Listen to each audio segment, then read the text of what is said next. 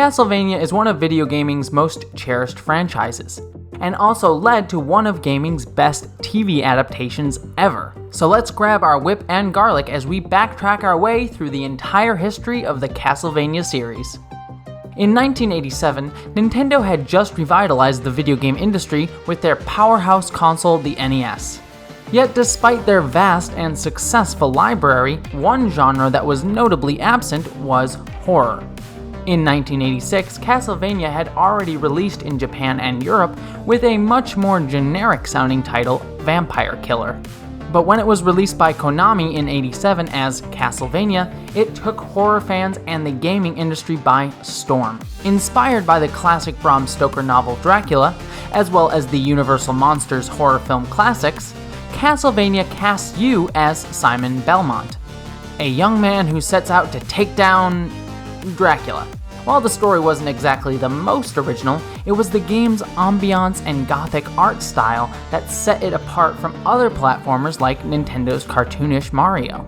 It also was one of the hardest games ever made, making it the chosen game for the most hardcore gamers and cool kids, which is why my brother never let me play it. Jerk. Strong sales and reviews led to the release of Castlevania II: Simon's Quest. Yet Simon's Quest made some poor design mistakes, adding RPG and grindy elements that hurt its reputation. See? Even back in the 80s, gamers complained about grind. Konami would eventually go back to the series' roots, creating Castlevania games for the Game Boy, like Castlevania Adventure and Belmont's Revenge. Konami's last game on the NES was Castlevania III: Dracula's Curse, which added branching pathways and several playable characters. Changes which, along with Nintendo's own Metroid series, would help pioneer a gaming genre known today as Metroidvania. Because who doesn't love a good ship name? Metroidvania games focus on exploration of a large area, where players gain new abilities and items that enable them to backtrack to old areas to find new paths. Despite a few franchise missteps with Dracula X and Bloodlines, this type of gameplay would be enhanced through Castlevania, including the Super Nintendo's Super Castlevania 4, and completely perfected in 1997 on the Sony PlayStation with a little game called Symphony of the Night, which is often regarded as the best game in the series, not to mention one of the best games of all time. Symphony of the Night added in a ton of RPG elements, but also changed up the series' main character. You weren't playing as a whip-wielding vampire hunter anymore, but as Dracula's own son, Alucard, which is just Dracula spelt backwards because Dracula isn't clever.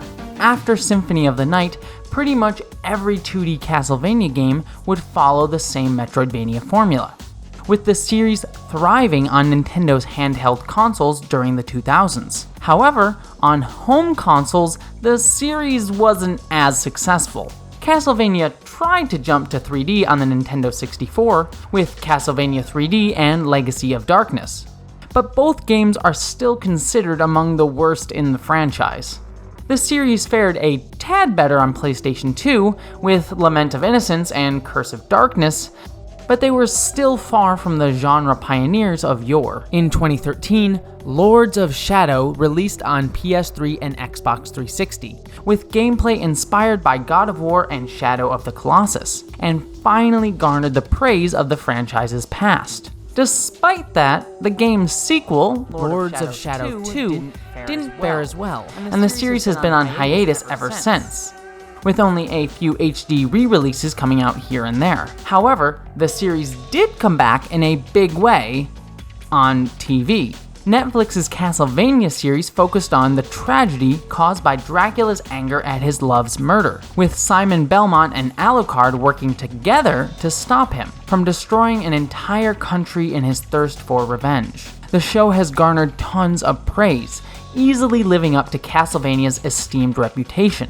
So here's hoping it brings the gaming side of the franchise back from the dead, in order to finally quench our thirst.